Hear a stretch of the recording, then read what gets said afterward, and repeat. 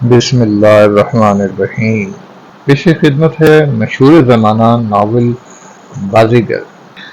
Jailer صاحب میری تعلیم میں خاصی دلچسپی لیتے تھے۔ ہر امتحان میں اول آنے پر وہ انعام میں مجھے کتابوں کا تحفہ دیا کرتے تھے۔ وہ جیلر صاحب کی لڑکی سونیا تھی۔ ضرور سونیا نے مجھے پہچان لیا تھا، مگر اس نے منہ کیوں چھپا لیا؟ ڈبے میں داخل ہوتے وقت مجھے دیکھ کے وہ پیٹھ پھیر کے بیٹھ گئی تھی۔ ہم لوگوں نے کھانا کھایا، ابا جان کے لیے بستر لگایا۔ اس تمام عرصے میں وہ سر جھکائے ایک کونے میں سکڑی سمٹی بیٹھی رہی۔ مجھے دیکھتے ہی اسے سلام کرنا چاہیے تھا۔ شاید میں بھی یہی کرتا اگر پہلی نظر میں اسے پہچان لیتا۔ جیل میں اسے میں بلا ناغہ پڑھانے جاتا تھا۔ جیلر صاحب مجھے اس قدر پسند کرنے لگے تھے کہ انہوں نے مجھ سے سونیا کو پڑھائی میں مدد دینے کی خواہش ظاہر کی۔ اس میں میرا بھی بھلا تھا۔ ہر روز 2-1 گھنٹے اسے پڑھا کے میں واپس سلاخوں کے پیچھے آ جاتا تھا۔ اس وقت وہ ایف اے کے پہلے سال میں تھی اور میں بی اے کے پہلے امتحان کی تیاری کر رہا تھا۔ وہ ایف اے میں بہت اچھے نمبروں سے پاس ہوئی۔ میں نے بھی بی اے میں فرسٹ ڈویژن حاصل کی۔ وہ بہت سنجیدہ، متین اور حسین تھی۔ ہم دونوں میں تعلیمی موضوعات کے سوا دوسری باتیں کم ہی ہوتی تھی۔ میں جب دوپہر کو وہاں جاتا تو وہ کمرے میں بیٹھی میرا انتظار کر رہی ہوتی۔ واپس آنے لگتا تو دروازے تک مجھے چھوڑنے آتی۔ اس کا سونا رنگ کچھ اور نکھر گیا تھا اور چہرے پر پہلے سے زیادہ سنجیدگی نظر آتی تھی۔ مجھے خوب یاد تھا، شروع میں وہ مجھ سے میرے بارے میں طرح طرح کے سوال کرتی تھی۔ میرے کتنے بہن بھائی ہیں؟ میرا گھر کہاں ہے؟ اسے حیرت تھی کہ میں قتل جیسا جرم کیسے کر سکتا ہوں۔ ہو نہ ہو میں کسی دھوکے میں پکڑا گیا ہوں اور کسی خوف سے میں نے سارا الزام اپنے سر لے لیا ہے۔ کئی بار اس نے ٹوک لینے کی کوشش کی۔ آخر ایسی کیا بات تھی جو میں اس انتہائی اقدام پر مجبور ہو گیا؟ جب وہ یہ سمجھنے لگی کہ ان سوالات کے جوابات میرے پاس نہیں ہیں اور مجھے ان سے تکلیف پہنچتی ہے تو وہ محتاط ہو گئی۔ یوں بھی وہ کم بولتی، زیادہ سوچتی تھی۔ ہر وقت نگاہیں نیچی کیے دھیمے دھیمے مسکراتی رہتی، شرماتی رہتی۔ اسے کپڑے پہننے کا خوب سلیقہ تھا۔ بال بہت لمبے تھے۔ اس کے قریب بیٹھ کے سوندھی سوندھی خوشبو محسوس ہوتی تھی۔ کبھی کبھی مجھے ایسا لگتا ہے جیسے میں کورا کے سامنے بیٹھا ہوں۔ وہ میرا بہت خیال رکھتی تھی۔ گھر میں کوئی نئی چیز پکی ہوتی تو میرے سامنے لا کے رکھ دیتی۔ جیلر صاحب کے ہاں کھانا کھاتے مجھے اچھا معلوم نہیں ہوتا تھا۔ لگتا تھا جیسے سونیا مجھ پہ ترس کھا کے میری تواضع کر رہی ہو۔ میرے انکار پر وہ مضطرب ہو جاتی۔ اس نے مجھے ناخن تراش، کنگھے، رومال اور چھوٹی موٹی بہت سی چیزیں دی تھیں۔ میں ایم اے کی تیاری کر رہا تھا۔ ایک دن سونیا نے مجھے بتایا کہ جیلر صاحب کا تبادلہ ہو گیا ہے، اب وہ لوگ جلد ہی یہاں سے چلے جائیں گے۔ یہ خبر سناتے ہوئے سونیا کی آواز بھرا رہی تھی اور اس کی گھنیری پلکوں پہ آنسو جھلملا رہے تھے۔ میں کیا کہہ سکتا تھا؟ وہ مجھ سے پوچھنے لگی، رہا ہونے کے بعد آپ ہمارے گھر آئیں گے؟ آپ سیدھے ہمارے ہی گھر آئیں۔ میں نے اس کی خاطر ہاں کر دی تھی۔ اس نے بتایا تھا کہ جیلر صاحب گھر میں اکثر میرا ذکر کرتے ہیں، کہتے ہیں دیکھنا لاڈلے ایک دن نام پیدا کرے گا۔ میں سنتا رہا۔ پھر جیلر صاحب کا تبادلہ ہو گیا اور سونیا بھی چلی گئی۔ جیلر صاحب کا گھر جیل کی 4 دیواری کے اندر تھا، مگر وہ ایک گھر تھا۔ ان کے جانے کے بعد اس کے دروازے ہمیشہ کے لیے مجھ پر بند ہو گئے۔ نیا جیلر بہت درشت تھا۔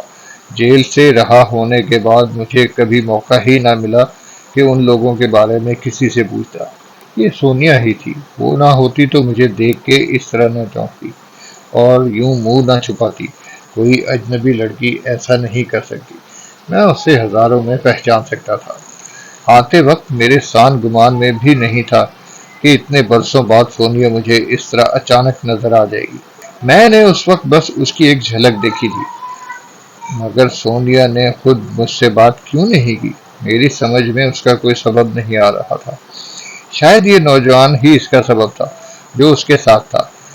وہ اس کے سامنے مجھ سے اپنی کسی پرانی واقعے کا اظہار کرنا نہیں چاہتی ہوگی، یا مجھ سے میرے ساتھ آنے والے لوگوں کو دیکھ کے کچھ خوفزدہ ہو گئی تھی؟ پیرو زورا قد و قامت میں بہت سے لوگوں میں نمایاں تھے، ان کے لہجے بھی مختلف تھے۔ ممکن ہے اس نے کچھ اور سوچا ہو کہ جیل کے آخری سالوں میں جب وہ وہاں سے جا چکی تھی میں بدل نہ گیا ہوں۔ اس نے مجھے ایک قیدی کو اپنے گھر دیکھا تھا، ایک آزاد شخص کو نہیں۔ مجھے کھلا دیکھ کے اس کے دل میں کوئی خوف جاگزیں ہو گیا ہوگا۔ اسے معلوم تھا کہ میں نے 3 قتل کیے ہیں۔ اس کے باپ جیلر تھے اور جیل کے قیدیوں کے بارے میں وہ ان سے روز ہی کچھ نہ کچھ سنتی ہوگی۔ بہت سی باتیں ہو سکتی تھیں جو وہ مجھ سے اپنا تعلق ظاہر کرنا نہیں چاہتی ہوگی۔ آدمی پلک جھپکتے بدل جاتا ہے۔ پھر یہاں تو اتنے سال گزرے تھے۔ مجھے بھی پھر اس سے کچھ نہیں کہنا تھا۔ نوجوان ضرور اس کا شوہر ہوگا۔ وہ خوش قسمت تھا جو اسے سونیا جیسی لڑکی ملی۔ سونے میں تولی جاتی تو بھی اس کی قیمت زیادہ ہوتی۔ میں نے اسے بہت قریب سے دیکھا تھا۔ وہ اس وقت بھی اتنی اچھی تھی تو اب اس کی اچھائیوں میں اضافہ ہی ہوا ہوگا۔ ایسا معلوم ہوتا تھا کہ اس کی شادی حال میں ہوئی ہے۔ پتہ نہیں وہ کہاں جا رہی تھی، اپنے سسرال، سیر و تفریح کی غرض سے، یا اپنے میکے، یا کہیں اور۔ نوجوان اوسط قد کا ایک صحت مند شخص تھا، پڑھا لکھا بھی نظر آتا تھا۔ سونیا کے لیے کوئی پڑھا لکھا لڑکا ہی موزوں ہو سکتا تھا۔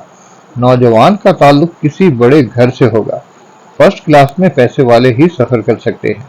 میں نے سونیا کو اس سے باتیں کرتے نہیں دیکھا تھا، لیکن وہ خوش و خرم زندگی گزار رہے ہوں گے۔ سونیا کے ساتھ کون خوش نہیں رہ سکتا؟ سلیقہ مند وہ شروع سے تھی، سارا گھر آئینہ رکھتی تھی۔ اس کی چھوٹی بہن بملا اس کے بالکل برعکس تھی، وہ گھر بگاڑتی تو یہ سنبھالتی تھی۔ سونیا کے لیے نوجوان کو یہ بتا دینے میں کیا حرج تھا کہ میں کبھی جیل میں اسے پڑھایا کرتا تھا۔ سونیا کو اس پر اتنا اعتماد ہونا چاہیے تھا۔ بہرحال وہی بہتر سمجھتی ہوگی۔ اچھا ہی ہوا جو اس نے مجھے نہیں پہچانا۔ ابا جان کو بھی پتا چل جاتا کہ میں نے ایک طویل سزا کاٹی ہے، پھر سونیا کو بھی مجھے اپنے بارے میں بہت کچھ بتانا پڑتا۔ یہ بھی ایک وجہ ہو سکتی تھی کہ وہ میری ہی خاطر خاموش رہی ہو۔ میں نے کروٹ بدل کے اپنی آنکھیں اس کی جانب سے ہٹا لی۔ رات کو پھر کسی وقت بے اختیار میں نے نیچے دیکھا تو وہ کھڑکی کی طرف منہ کیے ننڈھال بیٹھی تھی، گمسم۔ اسے میری آہٹ محسوس نہیں ہوئی۔ میں اسے آنکھیں نیم وا کیے دیکھتا رہا۔ سونیا کی گہری گہری سانسوں کا اندازہ اس کے سینے کے تموج سے ہو رہا تھا۔ کھڑکی کا آدھا شیشہ کھلا ہوا تھا اور سونیا کے بال اڑ رہے تھے۔ اسے کوئی تکلیف تھی، وہ تھکی تھکی بہت اداس لگ رہی تھی۔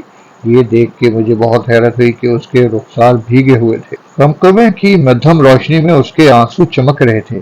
میں نے سوچا نیچے جا کے اس سے پوچھوں کہ اسے کیا دکھ ہے، اس کی طبیعت تو خراب نہیں ہے۔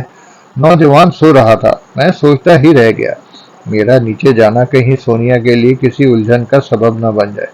میرے لیے خود کو روکنا بہت مشکل ہو گیا تھا، لیکن وہ اجنبیت کا رویہ نہ رکھتی تو میں فوراً چلا جاتا۔ وہ اسٹیشن آ رہا تھا۔ گاڑی کی رفتار کم ہونے لگی تو سونیا کو جیسے ہوش آیا۔ اس نے گھبرائے ہوئے انداز میں سر اٹھا کے میری طرف دیکھا۔ میں نے حرکت نہیں کی، یوں ہی دم سادھے پڑا رہا۔ بدن پر جلدی سے چادر لپیٹی اور کچھ اور سمٹ کے بیٹھ گئی، جیسے اسے سردی لگ رہی ہو۔ اسٹیشن پر گاڑی چند منٹ کے لیے ٹھہری تھی، دوبارہ چلی تو وہ اسی نشست سے سر ٹکائے جاگتی رہی۔ اس دوران کئی بار اس کی ڈوبی ہوئی بے چین نظریں میری جانب اٹھیں۔ وہ رات بھر نہیں سوئی۔ ڈبے میں سورج کی روشنی خوب پھیل گئی تو میں اپنی برتھ سے اٹھا۔ پیرو، زورا اور مارٹی پہلے ہی نیچے آ گئے تھے۔ نوجوان بھی جاگ گیا تھا۔ میں نے احتیاط کی تھی کہ سونیا سے نگاہیں چار نہ ہوں۔ جھانسی اسٹیشن پر گاڑی ٹھہری تو پیرو نے مارٹی کو ناشتے وغیرہ کا انتظام کرنے کی ہدایت کی۔ مارٹی کے ساتھ میں بھی پلیٹ فارم پر چلا آیا۔ کچھ دیر میں ابا جان، پیرو اور زورا بھی ہمارے پیچھے پیچھے چلے آئے۔ سب نے ایک ایک پیالی چائے باہر اسٹال ہی پر پی لی۔ ابا جان نے پوریاں کچوریاں کھانے سے انکار کر دیا تھا، چنانچہ گاڑی کے ساتھ چلنے والے بیروں کو ڈبے میں ناشتہ فراہم کرنے کا آرڈر دے دیا گیا۔ صبح ہونے کے بعد یہ پہلا اسٹیشن آیا تھا، اس لیے گاڑی کے تقریباً آدھے مسافر نیچے اتر آئے تھے۔ ٹھیلوں اور خوانچے والوں کی صداؤں نے سارا اسٹیشن سر پر اٹھا رکھا تھا۔ میں اور مارٹی گاڑی کے اس سرے سے اس سرے تک بے مقصد چکر لگاتے رہے۔ مراد آباد میں مولوی صاحب کا پتہ معلوم نہ ہو جاتا تو میں ایک ایک ڈبے میں جھانک کے دیکھتا۔ سفر میں پہلی مرتبہ مجھے مسافروں کے چہرے ٹٹولنے کی ضرورت محسوس نہیں ہوئی تھی۔ جتنی دیر میں باہر رہا، سونیا کا چہرہ میری آنکھوں میں گھومتا رہا۔ درمیان میں مارٹی نے نہ جانے کیا کیا باتیں کی، میں جواب میں بس ہوں ہاں کرتا رہا۔ مجھے کچھ ایسا شبہ ہو رہا تھا کہ ڈبے میں ہمارے واپس پہنچنے پر وہ دونوں وہاں موجود نہیں ہوں گے۔ سگنل گر گیا تھا۔ میں نے اور مارٹی نے جلدی جلدی اپنے ڈبے تک کا راستہ طے کیا۔ وہ وہیں تھے۔ سونیا اور نوجوان اب ایک ہی برتھ پر قریب قریب بیٹھے ہوئے تھے۔ میرے آنے پر نوجوان کچھ اچھل سا گیا۔ اس کی پھٹی ہوئی آنکھیں یکا یک مجھ پر آ کے جم گئی تھیں۔ اس کی نظروں میں اضطراب بھی تھا، ویرانی بھی تھی۔ سونیا نے ساڑی کا پلو اپنے سر پر سرکا لیا تھا اور ترچھی ہو گئی تھی، لیکن گھونگھٹ کی آڑ سے اس کا آدھا چہرہ جھانک رہا تھا۔ میں سمجھ گیا کہ سونیا نے نوجوان کو میرے بارے میں کچھ بتا دیا ہے۔ اس کے باوجود میری نگاہوں سے اوجھل رہنے کی کوشش کر رہی تھی۔ میں زورا کے ساتھ خود ایک کونے میں آ کے چپ چاپ بیٹھ گیا۔ گاڑی چلنے سے پہلے بیرا ناشتہ رکھ گیا تھا۔ ابا جان نے ان دونوں کو بھی مدعو کیا اور مکھن ٹوسٹ آملیٹ وغیرہ کی پلیٹیں ان کی جانب بڑھا دیں۔ پیرو اور ابا جان کے اصرار پر نوجوان نے سفر ڈال دی، تاہم اس نے ایک ٹوسٹ اور ذرا سے آملیٹ کے سوا کچھ نہیں کھایا۔ سونیا نے کچھ بھی نہیں لیا۔ میں نے آتے ہی محسوس کیا تھا کہ نوجوان کے چہرے کا رنگ بدلا ہوا ہے۔ اس کے سانولے چہرے پر کبھی سرخی نمودار ہو جاتی، کبھی سفیدی جھلکنے لگتی۔ اس کی حالت کچھ اضطراری سی تھی۔ کبھی وہ سونیا کی طرف دیکھتا، کبھی میری طرف، اور کبھی ڈبے میں چاروں طرف نظریں دوڑاتا۔ سونیا البتہ ساکت بیٹھی تھی۔ گاڑی پہاڑی سلسلے میں داخل ہو گئی تھی۔ کھڑکیوں سے ہر سو ہری بھری پہاڑیاں نظر آ رہی تھیں۔ ہم تبت کے پہاڑ دیکھ چکے تھے، یہ پہاڑ ان کے مقابلے میں چھوٹے چھوٹے ٹیلے دکھائی دے رہے تھے۔ ناشتے کے بعد نوجوان سرگوشیوں میں سونیا سے چند لمحے باتیں کرتا رہا، پھر ابا جان کی طرف متوجہ ہو گیا۔ ابا جان کے استفسار پر اس نے بھی اپنی منزل حیدرآباد بتائی اور کہا کہ وہ اپنے ایک عزیز کے ہاں جا رہے ہیں۔ اس نے انہیں بتایا کہ فی الحال وہ دلی سے سوار ہوئے ہیں۔ میں اس سے دور تھا۔ گاڑی کے شور کی وجہ سے اس کی ایک آدھی بات سنائی دے جاتی تھی، لیکن اس کے لہجے کی بے چینی مجھ سے چھپی نہ رہ سکی۔ ابا جان نے بھی اسے محسوس کیا ہوگا۔ اتنی دیر میں مجھے اندازہ ہو گیا تھا کہ نوجوان مجھ سے اچھی طرح واقف ہو گیا ہے۔ ابا جان سے باتیں کرتے کرتے وہ چونک کے ایک دم میری طرف دیکھنے لگتا اور اس کی نظریں سٹپٹا سی جاتی۔ میں اس کی وحشت کا سبب سمجھنے سے قاصر تھا۔ آخر سونیا نے اس سے میرے بارے میں ایسی کون سی بات بتائی ہے جو وہ اتنا الجھا ہوا نظر آ رہا ہے۔ بینا اسٹیشن تک زورا اور مارٹی نیچے بیٹھے رہے، پھر جب اونگنے لگے تو اوپر چلے گئے۔ ادھر ابا جان نے بھی آنکھیں بند کر لی تھی۔ بینا اسٹیشن کے بعد نوجوان از خود میری برتھ پر چلا آیا۔ مجھے تعجب ہوا، لیکن میں نے اٹھ کے اس کا استقبال کیا۔ مجھے آپ سے کچھ کہنا ہے، وہ کسی تمہید کے بغیر سرگوشیانہ لہجے میں جھجکتے ہوئے بولا۔ مجھ سے؟ میں نے تذبذب سے کہا۔ مجھے آپ کے بارے میں معلوم ہو چکا ہے۔ اس کی آواز گھٹی ہوئی تھی۔ میرے بارے میں؟ ہاں، اس نے کسی قدر سنبھل کے کہا۔ مجھے آپ کو دیکھنے کی آرزو تھی۔ واقعی جیسا میں نے سنا تھا آپ ویسے ہی ہیں۔ وہ آدھی انگریزی آدھی ہندوستانی میں بولا۔ میں پلکیں سٹپٹا کے رہ گیا۔ سونیا کو آپ پہچان گئے ہوں گے۔ مجھے جواب دینے میں تعمل ہوا۔ آپ کے ساتھ سونیا ہی ہیں؟ وہی ہے، وہ گہری سانس لے کے بولا۔ مجھے شبہ تو ہوا تھا۔ میں آپ سے کچھ کہنا چاہتا ہوں، ایک لمحے توقف سے وہ بولا، اس کے ہونٹوں میں لرزے سے۔ کیا؟ میں نے سٹپٹا کے کہا۔ میں سن رہا ہوں۔ سونیا نے مجھے سب بتا دیا۔ اس نے بہت پہلے بتا دیا تھا، اور میں نے اس سے وعدہ کیا تھا کہ اگر آپ کبھی لوٹ کے آ گئے تو میں چلا جاؤں گا۔ وہ بھیچی بھیچی آواز میں ادھر ادھر دیکھتے ہوئے بولا۔ آپ کیا کہنا چاہتے ہیں؟ بہتر یہی ہے کہ میں کسی لاگ لپیٹ کے بغیر آپ سے بات کروں۔ میری صاف گوئی آپ کو گراں گزرے تو مجھے معاف کر دیجیے گا۔ مجھے آپ اپنا دوست، اپنا بھائی ہی سمجھیے۔ میں آپ کو یقین دلاتا ہوں کہ سونیا کو آپ کا بہت انتظار تھا۔ میرا انتظار؟ آپ کا ہی انتظار۔ اور اس نے مجھ سے صاف صاف کہہ دیا کہ کبھی آپ لوٹ آئے تو اس کی آواز حلق میں پھنس گئی۔ میری سمجھ میں کچھ نہیں آ رہا۔ سونیا کی خوشی کے لیے میں اپنی جان تک قربان کر سکتا ہوں۔ میں نے اسے اپنی زندگی سمجھا ہے، وہ بھی مجھے پسند کرتی ہے، لیکن میں جانتا ہوں کہ سونیا صرف آپ کو اپنا دیوتا سمجھتی ہے۔ مجھے میرے کان سنسنانے لگے۔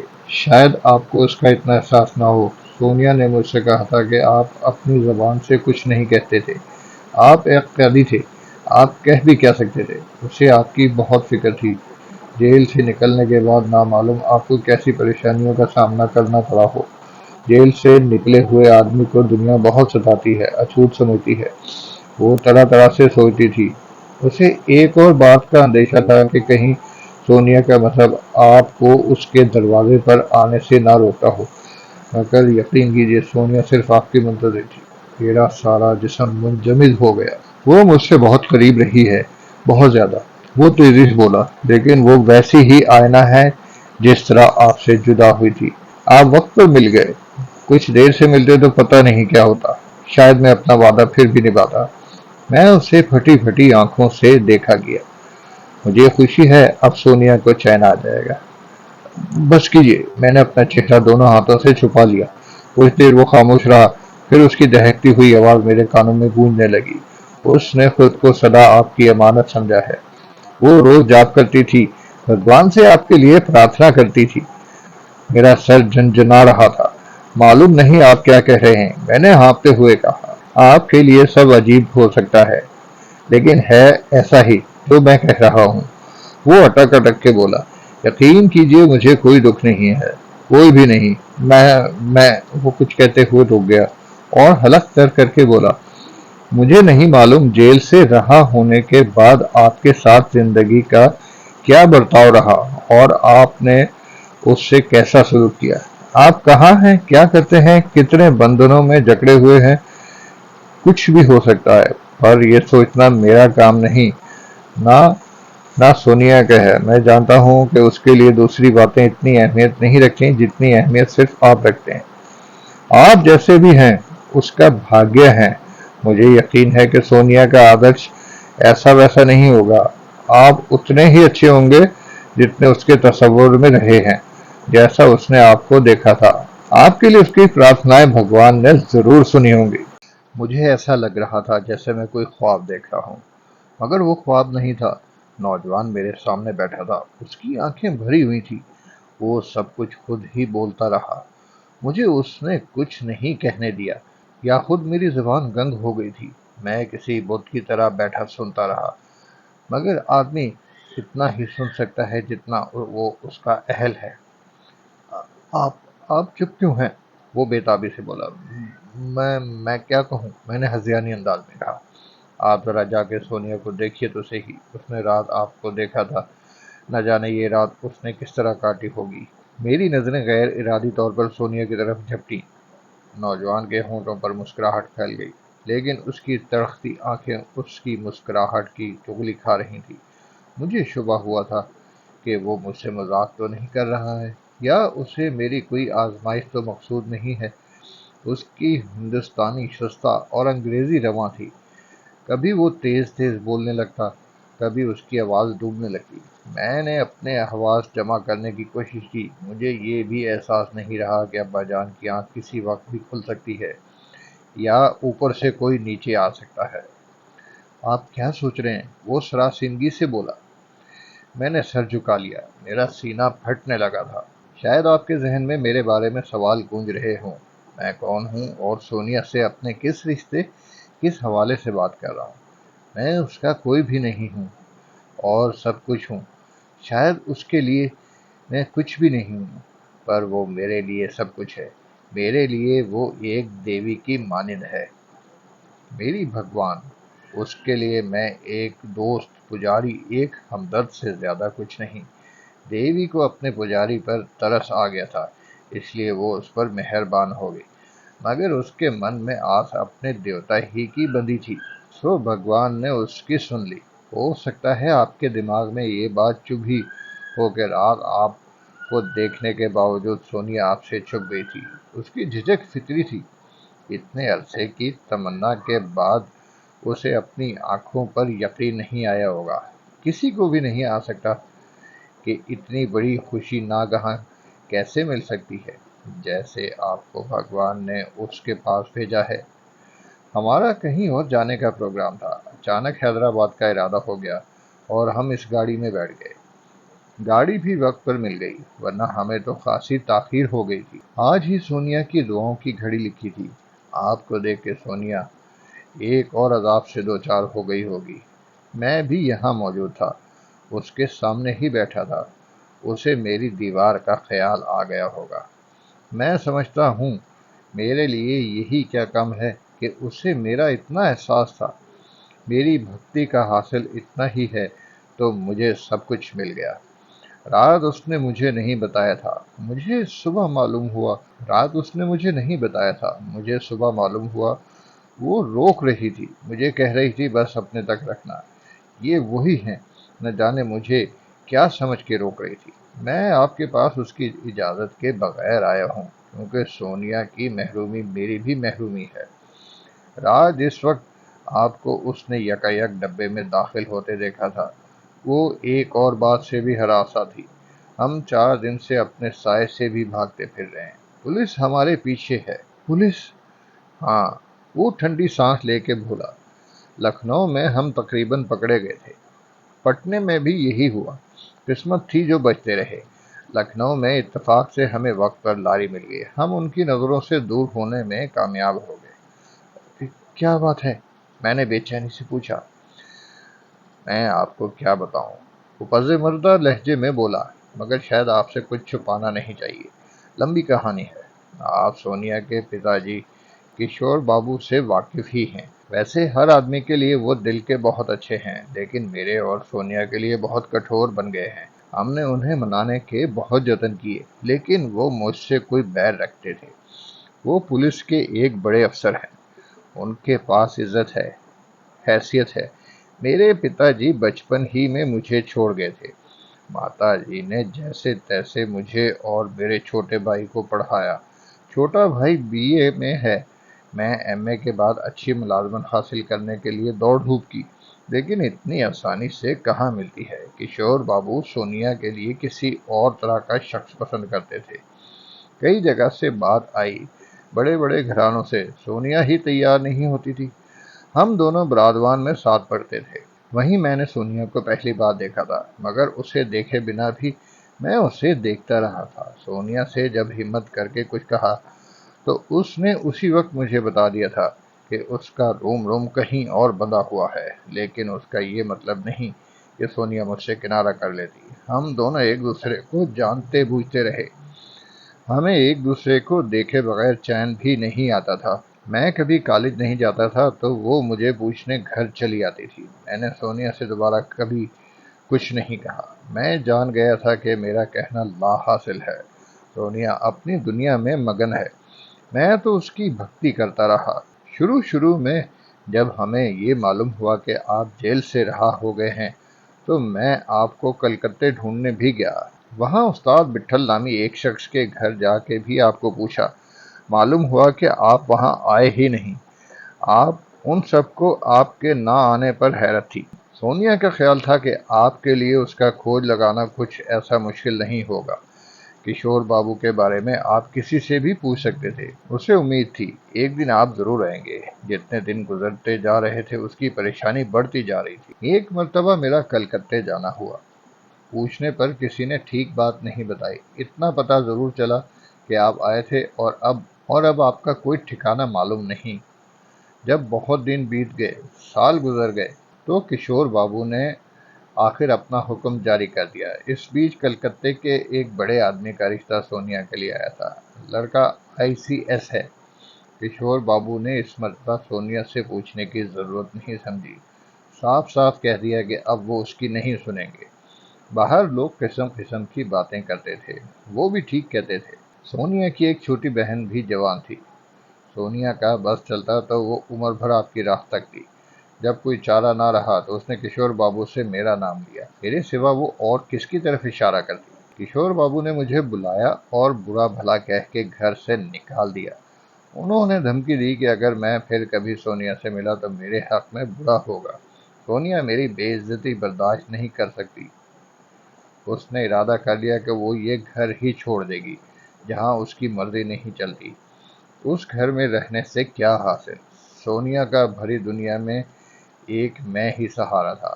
ہم نے پھر بھی کشور بابو کی بڑی منتیں کی، انہوں نے کان بند کر لیے تھے۔ گھر سے نکلنا بھی ایسا آسان نہیں تھا۔ مجھے معلوم تھا کہ آگے کتنی دشواریاں پیش آ سکتی ہیں۔ ہم کہاں جائیں گے؟ کہاں جا کے چھپیں گے؟ قریب کی کسی جگہ جا بھی نہیں سکتے تھے۔ ہمیں اتنی دور چلا جانا چاہیے تھا جہاں ہمیں تلاش کرنے والے ہاتھ پہنچنے کا امکان نہ ہو۔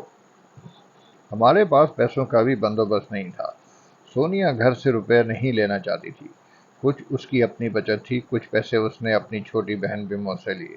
میں نے ماں کو بتا دیا تھا، اس نے مجھے منع کیا، لیکن میری ضد کے آگے وہ بھی مجبور ہو گئی تھی۔ اس نے مجھے وہی کپڑے دیے جو میری شادی کے لیے جانے کب سے تیار کر رہی تھی۔ جو کچھ اس نے بچا رکھا تھا سب میرے حوالے کر دیا۔ دلی آ کے میں نے روزگار کی تلاش کی۔ یہاں پتا جی کے ایک جگری دوست رہتے تھے، وہ بھی نہیں تھے۔ پتا چلا کہ وہ حیدرآباد چلے گئے ہیں۔ ویسے ہمارا ارادہ بمبئی جانے کا تھا، مگر بمبئی جا کے بھی یہی حالات پیش آتے، اس لیے ہم حیدرآباد کی گاڑی میں بیٹھ گئے۔ فرسٹ کلاس میں سفر کرنے کا سبب یہ ہے کہ پولیس والے اونچے درجے کے مسافروں کا لحاظ کر لیتے ہیں، لیکن اب تو ایسا جان پڑتا ہے جیسے کسی نے ہمیں اس گاڑی میں بیٹھنے پر اکسایا تھا، خاص کر اسی ڈبے میں آپ جو یہاں آنے والے تھے۔ وہ چپ ہو کے مجھے سہمی سہمی نظروں سے دیکھنے لگا، پھر رندھی ہوئی آواز میں بولا، ہم جا رہے تھے اس لیے کہ ہمارے سامنے کوئی دوسرا راستہ نہیں تھا۔ آگے جا کے ہمیں کسی جگہ ذرا سانس لینے پر ایک دوسرے کا ہو جانا تھا، مگر یہ ایک طرح کا دکھاوا ہوتا، زمانے کی نگاہوں اور باتوں سے بچنے کے لیے ایک دکھاوا۔ مجھے اپنے وچن پر قائم رہنا تھا جب تک سونیا خود اسے توڑنے کو نہ کہہ دیتی۔ وہ جانتی تھی کہ میں ایسا ہی کرتا، اس بھروسے پر وہ میرے ساتھ آئی تھی۔ میرے لیے یہی کیا کم مان تھا کہ وہ ہر دم ہر پل میرے ساتھ رہے گی، میری آنکھوں کے سامنے۔ آپ یقین کیجئے، بعد میں بھی کبھی میں آپ کے ملنے پر سونیا کو میرا وچن یاد دلانے کی ضرورت پیش نہ آتی، میں خود ہی ہٹ جاتا۔ میں نے اپنا منہ کھسوٹ لیا، بس کرو بس کرو۔ وہ ٹھٹک گیا، میں آپ سے نہیں نہیں۔ میری آواز جھرجھرا رہی تھی، مجھے یقین ہے تم یہی کرتے، مگر میں آپ اٹھیے تو صحیح، جا کے اسے دیکھیے، اس کی آنکھوں میں جھانک کے دیکھیے، معلوم ہوتا ہے رات بھر وہ روتی رہی ہے۔ میں اس سے کہنا چاہتا تھا کہ وہ مجھے تنہا چھوڑ دے، مجھ سے کچھ نہ کہے، کوئی بات نہ کرے۔ وہ میرے سامنے بیٹھا رہا، اس پر ایک ایک پل بھاری گزر رہا ہوگا۔ ایک بار جا کے اسے نہیں، میں نے اپنے ہونٹ کاٹ لیے۔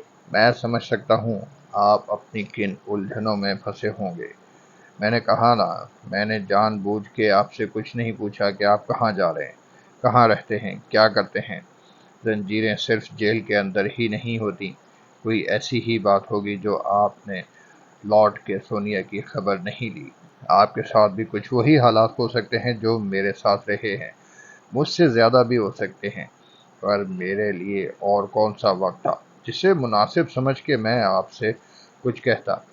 جب تک اس نے آپ کو دیکھا نہیں تھا میں سنبھالا دیتا رہا، اب وہ مجھ سے نہیں سمجھے گی۔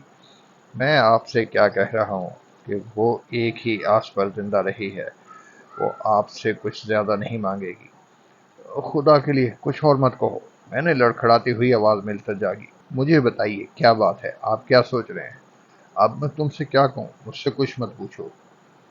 میں نے آپ سے بنتی کی ہے، مجھے اپنا دوست، اپنا بھائی سمجھیے، مگر میں تمہیں کیا بتاؤں، تم کچھ نہیں سمجھو گے، نہ میں تمہیں سمجھا سکتا ہوں۔ ہو سکتا ہے ایسا ہی ہو، لیکن سونیا وہ تو بس یہ سمجھو کہ میں اس کے سامنے آنے کے لائق نہیں ہوں۔ اطمینان رکھیے، وہ شاید آپ سے زیادہ آپ کو پہچانتی ہے، مجھ سے اتنی باتیں مت کرو۔ پھر میں جا کے اس سے کیا کہوں، تم اس سے کو میری زبان بہکنے لگی۔ میں مر گیا ہوں، اس نے جس شخص کو دیکھا ہے وہ اس کی آنکھوں کا دھوکہ ہے۔ کچھ بھی کہہ دو کہ وہ ایک بہت برا آدمی ہے، اور مجھے اگر اسے کوئی حکم دینے کا حق ہے تو اس سے کہہ دو کہ تمہیں اس کے پاس میں نے بھیجا ہے۔ تم مجھ سے ہر اعتبار سے بہتر ہو، تمہارا دل بہت بڑا ہے، تمہارا میرا کوئی مقابلہ نہیں، میں تمہارے پاؤں کی دھول بھی نہیں ہوں۔ سونیا مجھے بہت عزیز ہے، میں اسے کبھی نہیں بھول سکتا۔ میں نے کتنی بار سوچا کہ اس کے پاس آؤں، لیکن مجھے وقت نہیں مل سکا۔ میں جیل سے نکل کے بھی جیل میں ہوں، اس جیل میں اور اس جیل میں بس تھوڑا سا فرق ہے۔ پنجرا نہ ہو تو پرندے کے پر کاٹ دیے جاتے ہیں، آدمی کے ساتھ بھی ایسا ہی ہوتا ہے۔ اچھا ہوا تم مجھے مل گئے، جیلر صاحب کبھی خود ہی تسلیم کر لیں گے کہ تم سے بڑا آدمی سونیا کے لیے کوئی نہیں ہو سکتا تھا۔ تمہیں کسی بات کی فکر کرنے کی ضرورت نہیں، میں کچھ اور نہیں کر سکتا تو تمہارے اور سونیا کے لیے ایک گھر مہیا کر سکتا ہوں، جہاں کوئی تم تک تمہاری اجازت کے بغیر نہیں پہنچ سکے گا۔ تم چاہو تو سونیا کے لیے اسے جنت بنا سکتے ہو، کہو گے تو میں خود بھی وہیں رہوں گا، میں سونیا سے دور نہیں رہوں گا۔ میرے منہ میں جو آیا میں کہتا رہا۔ آپ کیسی باتیں کر رہے ہیں؟ وہ شکستہ لہجے میں بولا۔ آپ نے میرا کہا دھیان سے نہیں سنا، آپ سمجھتے کیوں نہیں؟ تمہاری ہر بات میرے دل نے سنی ہے، لیکن انہیں لوگوں سے مجھے کہنا چاہیے جو کوئی جواب دینے کا حوصلہ رکھتے ہوں۔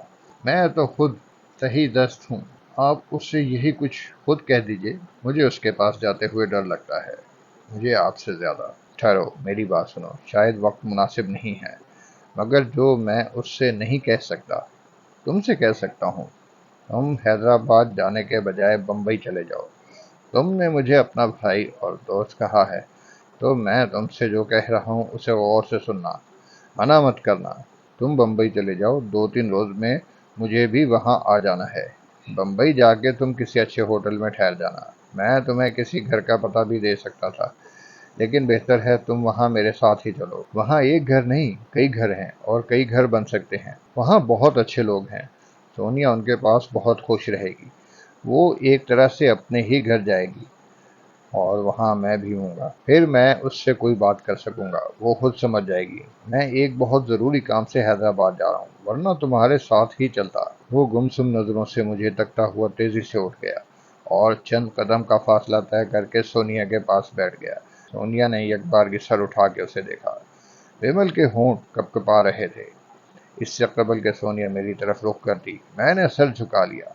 گاڑی تیز رفتاری سے آگے بڑھ رہی تھی۔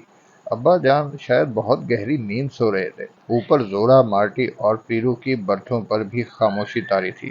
ڈبے میں صرف گاڑی کا شور تھا۔ اس شور کے باوجود ایک سناٹا سا چھایا ہوا تھا۔ میرے کانوں میں سائیں سائیں ہو رہی تھی۔ چند لمحوں بعد مجھے نوجوان ومل کی سرگوشیاں سنائی دیں۔ مجھے یہ بہت عجیب سا لگا کہ وہ میرے متعلق باتیں کر رہا ہے اور میں یہاں بیٹھا ہوں۔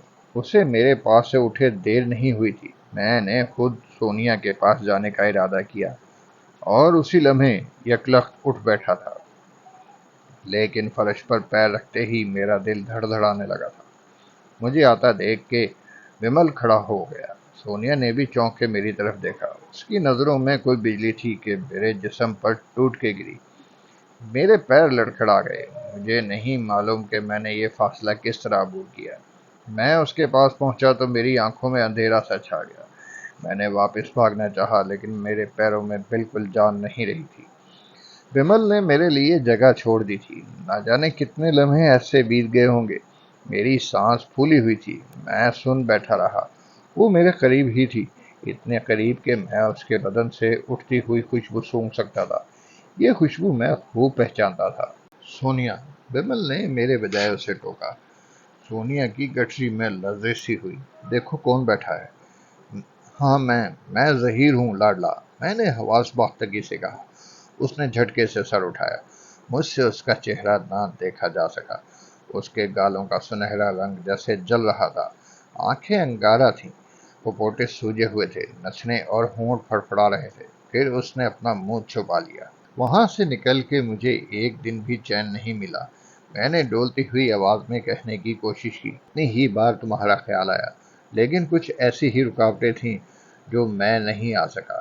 میں تمہیں نہیں بھولا تھا، تمہیں کون بھلا سکتا ہے؟ تم اتنی اچھی، اتنی…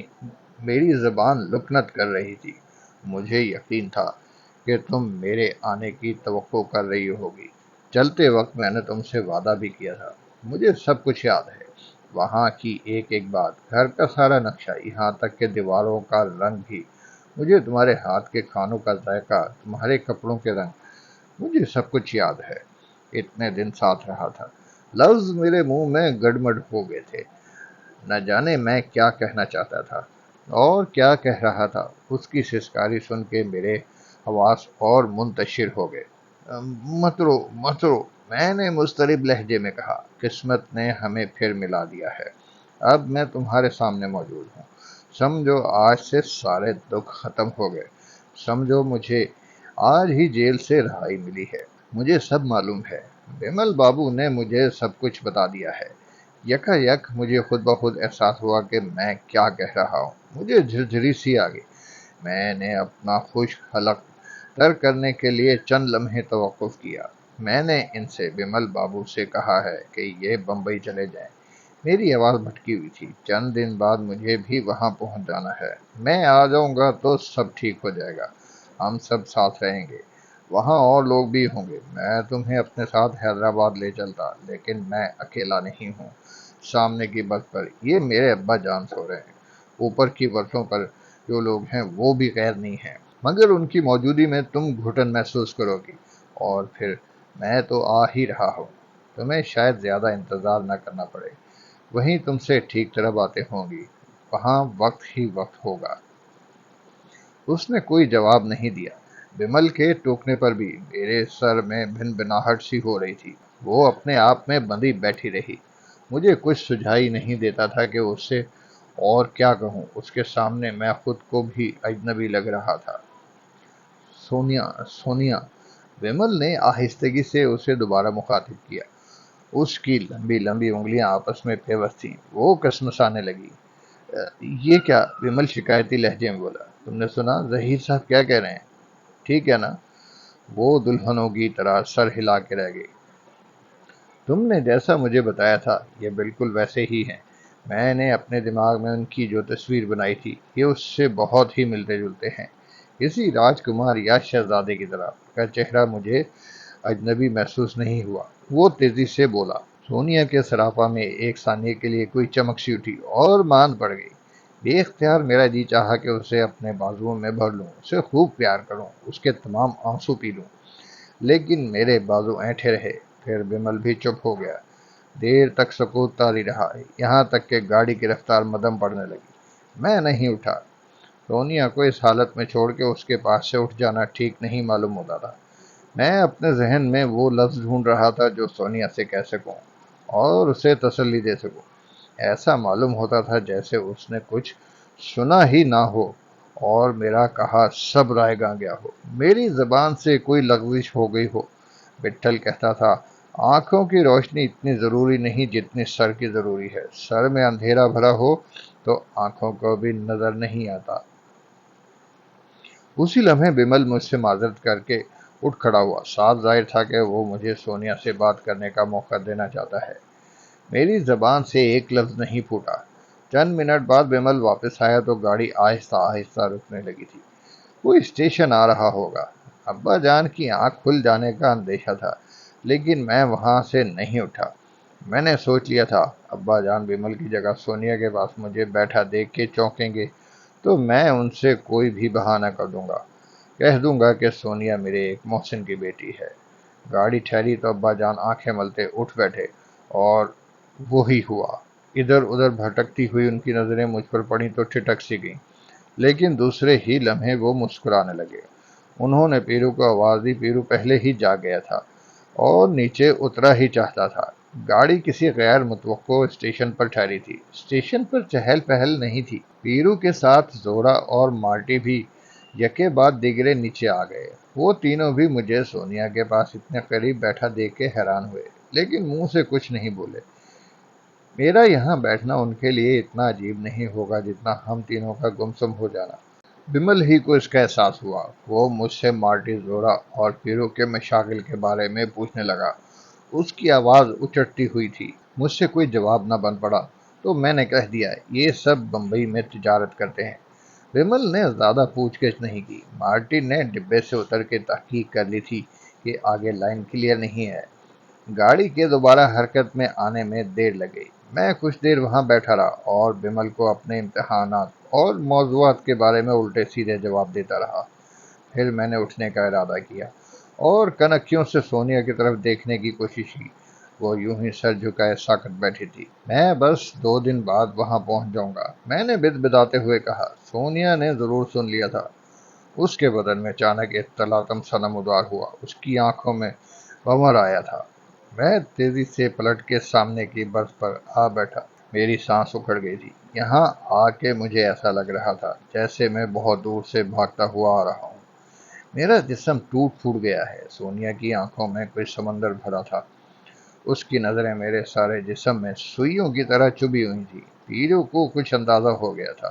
اس نے میرا سر اپنی آغوش میں چھپا لیا اور میری کمر پر آہستہ آہستہ گھونسے مارنے لگا۔ میرا سینہ امنڈ رہا تھا لیکن میں رو بھی نہیں سکتا تھا۔ میں نے اپنے آنسو آنکھوں ہی میں گھونٹ رکھے تھے۔ دوپہر کا وقت تھا۔ گاڑی کسی اسٹیشن پر رکی تو وہ کھانے پینے کا سامان لے آئے۔ میں نے صاف منع کر دیا تھا۔ سونیا اور بمل نے بھی کچھ نہیں کھایا، حالانکہ ابا جان نے ان سے بہت اصرار کیا۔ مارٹی اور پیرو کی باتوں سے مجھے معلوم ہو گیا تھا کہ اگلا اسٹیشن ناگپور کا ہے۔ بمبئی جانے کے لیے بمل کو ناگپور ہی اتر جانا چاہیے تھا۔ بمل سے اس کا ارادہ پوچھتے یا اسے ٹوکتے ہوئے مجھے اچھا نہیں لگتا تھا۔ اگر اس نے میری بات مان لی تو اسے خود احساس ہوگا کہ بہتر یہی تھا کہ وہ بمبئی چلے جائیں۔ مجھے یقین تھا وہاں جولین کے ساتھ سونیا کا دل کچھ بہل جائے گا۔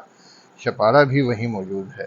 سونیا مولوی اکرم کے ہاں فروخ اور فریال کے ساتھ بھی ٹھہر سکتی تھی۔ پھر پیرو دادا کا گھر بھی تھا جہاں گیتا اور اس کی ماں ہمہ وقت اس کا خیال رکھتی ہیں۔ لیکن ناگپور اترنے سے پہلے مجھے بمل کو کچھ روپے دے دینے چاہیے تھے۔ میری جیب میں چیک بک تھی، نقدی نہیں تھی۔ بمبئی کے بینک میں 60,000 چھوڑ کے تقریباً سارے روپے محفوظ تھے۔ میں چیک کاٹ کے اسے دے سکتا تھا۔ 2 دن تک انہیں وہاں کسی اچھے ہوٹل میں رہنے کے لیے روپوں کی ضرورت پڑے گی۔ چیک کی وصولی میں دیر لگ سکتی تھی۔ اچھا تھا کہ نقد رقم ان کے ساتھ ہو، اور چیک کا یہ تھا کہ بعد میں بمل کے دل میں کچھ اور خیال آ جائے، وہ چیک بنانے سے کترانے لگے۔ مجھے معلوم تھا کہ پیرو کے پاس بھی بڑی رقم نہیں ہے۔ ہاں، ابا جان کے پاس لکھنؤ میں پتھروں کی فروخت سے حاصل کی ہوئی 2.5 لاکھ روپے کی رقم موجود ہوگی۔ اس میں سے انہوں نے زیادہ سے زیادہ کتنا خرچ کیا ہوگا؟ ابا جان سے روپے مانگنے کی مجھے ہمت نہیں پڑتی تھی۔ پیرو کے ذریعے ہی ان سے کہلوایا جا سکتا تھا، لیکن پیرو کے لیے ان کے آگے ہاتھ پھیلانا مناسب نہیں تھا۔ ابا جان فوراً سمجھ جاتے کہ پیرو کو ان کے پاس میں نے بھیجا ہے اور رقم کی ضرورت اصل میں مجھے ہے۔ وہ اگر پوچھیں کہ نہیں تو سوچیں گے ضرور کہ آخر ریل کے ڈبے میں رقم کی یہ ضرورت اچانک کیسے پیش آ گئی۔ میں سوچتا رہا کہ ابا جان سے کس طرح کہوں۔ اگر انہوں نے منع کر دیا تو بہرحال میرے پاس چیک بک موجود ہے، شاید وہ منع نہ کریں۔ میں نے ان سے بات کرنے کا عزم کر دیا۔ میں جھجکتا ہوا ان کے پاس ان کی برتھ پر پہنچا۔ پھر میں نے آہستگی سے کہا، مجھے کچھ روپوں کی ضرورت ہے۔ انہوں نے چونک کے مجھے دیکھا، مگر دوسرے ہی لمحے اپنے سراہنے رکھا ہوا چرمی کیس میری طرف بڑھا دیا۔ دوسرے ہاتھ سے انہوں نے جیب سے چابی نکالی اور بولے، اس میں سے لے لو۔ میں نے چرمی کیس چادر کی آڑ میں کھولا۔ اس میں کئی گڈیاں رکھی ہوئی تھیں۔ یہ ساری رقم نہیں تھی، یقیناً ابا جان نے باقی رقم کہیں اور بھی رکھی تھی۔ میں نے 100 کے نوٹوں کی ایک گڈی نکالی۔ میرے اندازے کے مطابق 10,000 روپے ہوں گے۔ گڈی بنڈی کی جیب میں رکھ کے میں نے چرمی کیس بند کیا اور ابا جان کے حوالے کر دیا۔ روپے جیب میں آنے سے مجھے کچھ تسلی ہو گئی تھی۔ کچھ دیر تک میں اپنی جگہ چپ بیٹھا رہا۔ پھر میں نے بمل کو اپنی طرف آنے کا اشارہ کیا۔ اس کے میرے پاس آنے سے ابا جان کا ماتھا ٹھنکا۔ میں نے یہ رقم کس کے لیے لی ہے؟ لیکن مجھے اس بات کی اتنی فکر نہیں تھی۔ بمل کے آ جانے پر ابا جان نے ہماری طرف نظر نہیں کی۔ ناگپور آ رہا ہے؟ میں نے بمل سے سرگوشی کی۔ یہاں سے بمبئی کے لیے گاڑی مل جائے گی۔ وہ اس بات میں سر ہلانے لگا۔ مجھے شاید زیادہ وقت نہ لگے۔ اس عرصے میں تم بمبئی کے کسی اچھے ہوٹل میں ٹھہر جانا۔ میرا خیال ہے تاج محل ہوٹل مناسب رہے گا۔ وہ سب سے بڑا ہے۔ اونچے ہوٹلوں میں مسافروں کا خاص خیال رکھا جاتا ہے۔ میں کوئی وقت نہیں دے سکتا، لیکن میری کوشش یہی ہوگی کہ میں جلد سے جلد پہنچ جاؤں۔ تمہیں میرا انتظار کرتے رہنا چاہیے، چاہے مجھے 2 دن سے زیادہ لگ جائیں۔ شاید ایسا ہو نہیں۔ وہ خاموشی سے سنتا رہا۔ کسی قسم کی فکر کرنے کی ضرورت نہیں۔ میرے آنے کے بعد سمجھو ہر مسئلہ حل ہو جائے گا۔ میں نے گڈی اپنی نشست کے نیچے دبا رکھی تھی۔ یہ رکھ لو، میں نے اس کا ہاتھ پکڑ کے گڈی کھسکاتے ہوئے کہا۔ یہ کیا ہے؟ گڈی دیکھ کے اس کی آنکھوں میں وحشت اتر آئی۔ کچھ نہیں، بس اسے رکھ لو، تمہیں وہاں ضرورت پڑے گی۔ میرے پاس ابھی کچھ پیسے ہیں، وہ سراسیمہ لہجے میں بولا۔ پھر بھی احتیاطاً انہیں رکھ لو۔ نہیں نہیں، وہ کسی قدر پیچھے ہٹ کے بولا۔ منع کرو گے تو مجھے دکھ ہوگا۔ کیا میں تمہیں یاد دلاؤں کہ تم نے ابھی ابھی مجھے کیا کہا ہے؟ سب دیکھ رہے ہو، انکار مت کرو۔ مگر وہ کسمسانے لگا۔ مگر کچھ نہیں، میں نے درشی سے کہا۔ پھر کیا میں یہ سمجھوں جو تم نے کہا تھا وہ سب غلط تھا؟ لیکن اس کی شاید ضرورت نہ پڑے، 2 دن بعد تو آپ آ ہی جائیں گے، پھر بھی رکھ لینے میں کیا حرج ہے؟ اس نے بہت انکار کیا، لیکن میری ضد پر آخر ہار مان لی۔ گڈی جیب میں ڈال کے وہ ندامت کا اظہار کرتا رہا اور کچھ دیر تک میرے پاس بیٹھا، پھر اسباب سمیٹنے کے لیے اٹھ گیا۔ وہ پہلے سے زیادہ شکستہ اور آزردہ نظر آ رہا تھا۔ اپنی برتھ پہ جا کے اس نے سونیا سے کچھ کہا۔ سونیا نے کوئی جواب نہیں دیا۔ ان کے پاس زیادہ سامان نہیں تھا، ایک بستر بند، 2 سوٹ کیس، چمڑے کا ایک کھلا ہینڈ بیگ۔ انہیں سامان سمیٹتے دیکھ کے ابا جان بمل سے پوچھے بغیر نہ رہ سکے، کیا وہ ناگپور اترنے کا ارادہ رکھتا ہے؟ ہاں، بمل نے ہچکچاتے ہوئے کہا، کچھ پروگرام بدل گیا۔ اچھا، ہمارا خیال تھا سفر ساتھ ساتھ کٹے گا، بس سوچا پہلے بمبئی کیوں نہ چلے۔ ابا جان تذبذب میں پڑ گئے، لیکن وہ بمل سے اور کیا پوچھ سکتے تھے؟ چپ ہو رہے۔ سونیا برتھ پر بچھا ہوا گدا ہٹانے کے لیے ایک بار اٹھی تھی، پھر پاؤں لٹکا کے بیٹھ گئی۔ اس کا رخ میری ہی طرف تھا، لیکن اس کا سر جھکا ہوا تھا اور ساڑی کے پلو کے گھونگھٹ نے اس کا آدھا چہرہ اوجھل کر دیا تھا۔ ساڑی پر شکنیں پڑی ہوئی تھی، ہوا کا تیز جھونکا آتا تو اس کا گھونگھٹ اڑا دیتا اور اس کے چہرے پر بالوں کی لٹیں بکھر جاتی۔ سونیا کا قد پہلے ہی نکلتا ہوا تھا، ساڑی میں وہ اور لمبی اور تیکھی ہو گئی تھی۔ اس کے ترشے ہوئے ہونٹوں پر ابھی تک لذیذ ساروں کا سونے جیسا رنگ کھلا ہوا تھا۔ سونیا کو میں نے متعدد بار دیکھا تھا، ایک زمانے میں تو روز ہی دیکھ رہا تھا، لیکن اس وقت وہ مجھے کوئی مجسمہ لگ رہی تھی۔ ترشا ہوا قدرت نے جیسے اسے اپنے ہاتھ سے بنایا ہو، شائستہ اور پروکار۔ بمل ٹھیک ہی کہہ رہا ہوگا کہ بڑے بڑے لوگوں کے ہاں سے اس کے رشتے آئے تھے۔ سونیا کسی محل ہی میں موزوں لگتی۔ جیل میں بھی جب میں اسے پڑھانے جاتا تھا، اس کی چھب بہت سی لڑکیوں سے الگ تھی۔ ٹھہر ٹھہر کے ہلکی دھیمی آواز میں باتیں کرتی۔ میں نے کبھی اس کے لباس پر ایک دبا نہیں دیکھا تھا۔ کتابوں، گھر کی آرائش، کھانوں، ہر بات سے اس کی نفاست پسندی جھلکتی تھی۔ جتنی وہ نازک ہے اتنی ہی اس کے احساسات بھی نازک ہیں۔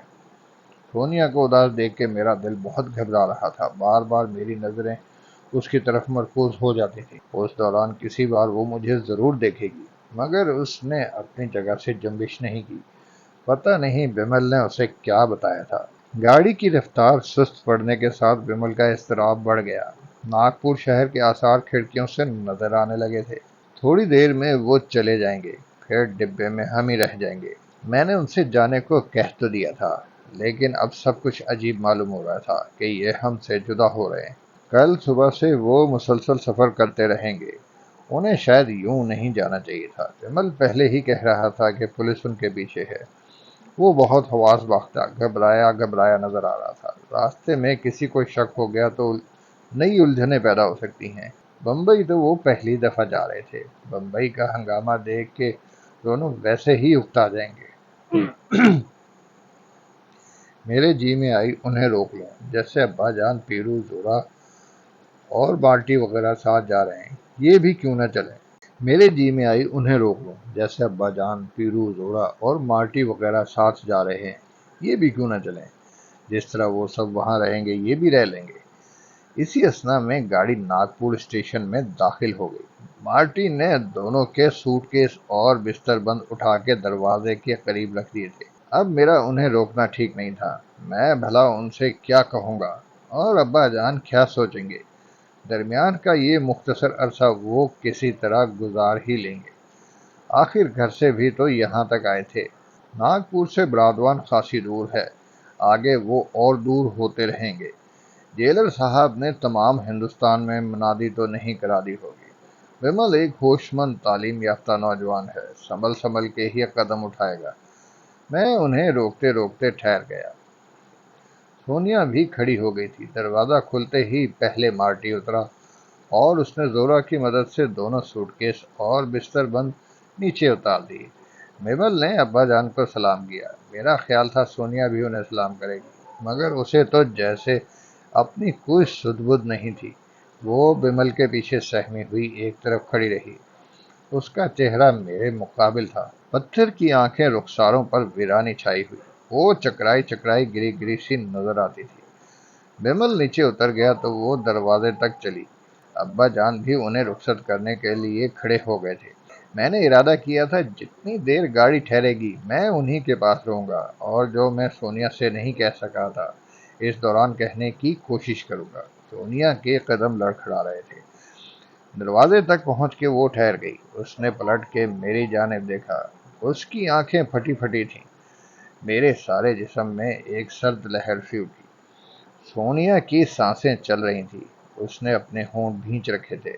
अब्बा जान करीब ही खड़े थे। मैंने सोनिया को सहारा देने के लिए कदम आगे बढ़ाए, और मुझे ऐसा लगा कि वो मुझसे गले मिलने की आरज़ूमंद है। उसकी आंखें यही कह रही थी। बेख्तियार मैंने अपने बाजू फैला दिए। सोनिया जैसे टूट के गिरी। दूसरे ही वो पल मेरे बाजुओं में सिमटी हुई थी। उसका दिल, उसके सीने की तेज धड़कनें सुन के मेरा जिस्म लड़ने लगा। मैंने उसे और जोर से दबोच दिया। सोनिया चंद लम्हे तक सिसकती रही। ऐसा मालूम होता था जैसे वो मेरे अंदर पेवस्त हो जाना चाहती है, मेरे जिस्म का जुज बन जाना चाहती। मगर यकायक उसकी गिरफ्त ढीली पड़ गई और उसकी गर्दन मेरे शानों पर ढलक गई। उसी लम्हे मुझे अब्बा जान की चीख सुनाई दी। इस दिलचस्प नावल के मज़ीद वाक़यात अगली किस्त में मुलाहिज़ा करें। इस दिलचस्प नावल के मज़ीद वाक़यात अगली किस्त में समाअत फरमाइए।